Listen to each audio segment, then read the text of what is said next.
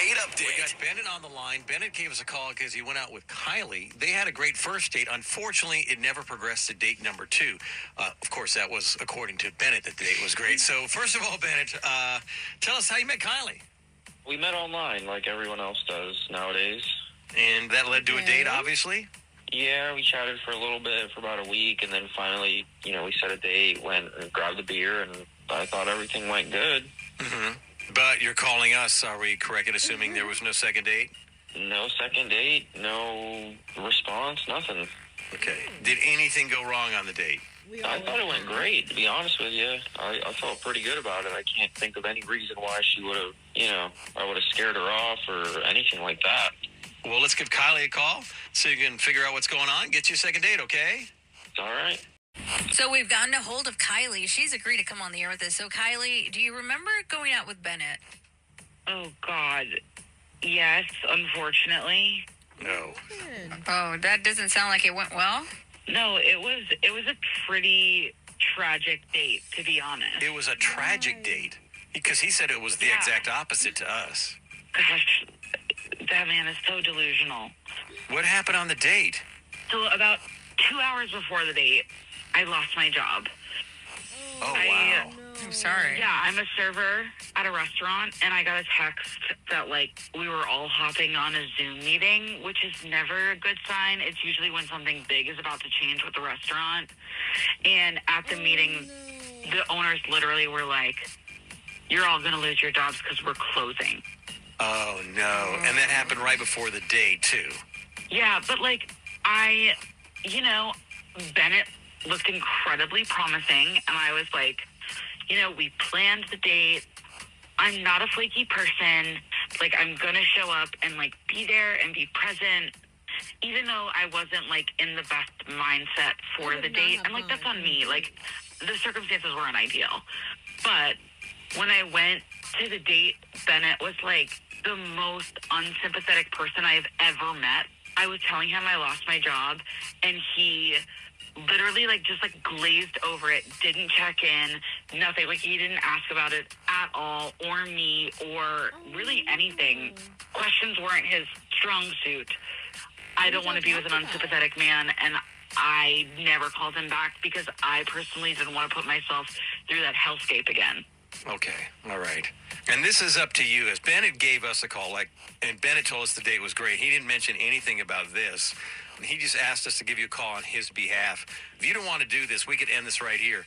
But you do have an opportunity if you'd like to kind of hear him out and see what he has to say about the date. And this is up to you. This is your choice.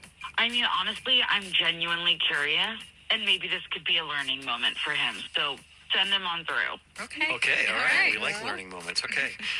Bennett, are you there? Yeah, I'm listening to this completely unfair representation of me. I did acknowledge that it was an unfortunate situation, her losing her job and everything, and it was bad timing, obviously, 2 hours before a date. But, it's a job. Most people have dozens of jobs. What, are you going to work at a restaurant for the rest of your life? You got to move on, dude. That is a ridiculous statement. Do you know how hard it is these days? And also, I've worked at that job for a really long time. They're family friends. It's more than just that, but you would have known that if you had asked me any kind of question about it. And I know, but what, are you going to work at that restaurant for the rest of your life? You're going to wait tables the rest of your life? Maybe this is a good thing. Have you ever thought of looking at it like do you that? think that's the first thing that I want to hear 2 hours after I lost my job? And, maybe when I'm worried about, what's going to happen next, it's not the time to bring up your details about your trip to Vail. The only reason I brought that up was because I saw a girl that I thought was Kim Kardashian at the bar. When else am I going to bring it up just randomly in conversation? I was trying to change the subject and just enjoy ourselves. We're on a date, So you brought up, a reggae ski town? That's crazy. At a time when I lost my job, I can't be with somebody who, can't, one, be sympathetic, which you clearly can't be, and two, save the story for another time.